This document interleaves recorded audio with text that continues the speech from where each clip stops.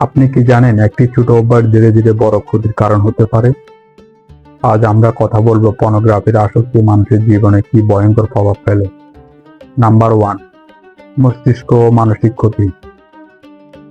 Pornography অতিরিক্ত দেখলে মস্তিষ্কের স্বাভাবিক কাজের ভারসাম্য নষ্ট হয়, মনোযোগ কমে যায়, পড়াশোনা বা কাজের ফোকাস রাখা কঠিন হয়ে পড়ে। ধীরে ধীরে মানুষ অলস, হতাশ ও একাকী হয়ে যেতে পারে। নাম্বার 2, সম্পর্কের উপর প্রভাব।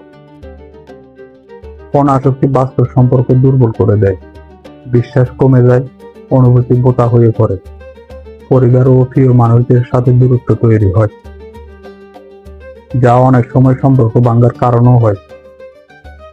নাম্বার 3, আত্মসম্মান ও আত্মবিশ্বাস নষ্ট হয়।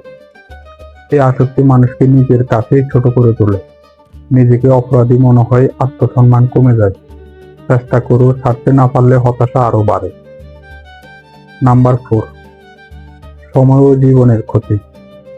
মূল্যবান সময় নষ্ট হয়, যে সময় দিয়ে নিজের দক্ষতা, ভবিষ্যৎ আর স্বপ্ন গড়া যেত।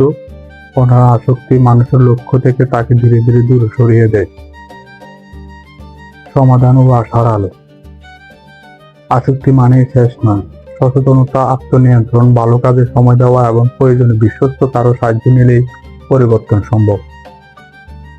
নিজেকে বাঁচান, নিজের ভবিষ্যৎকে রক্ষা করুন।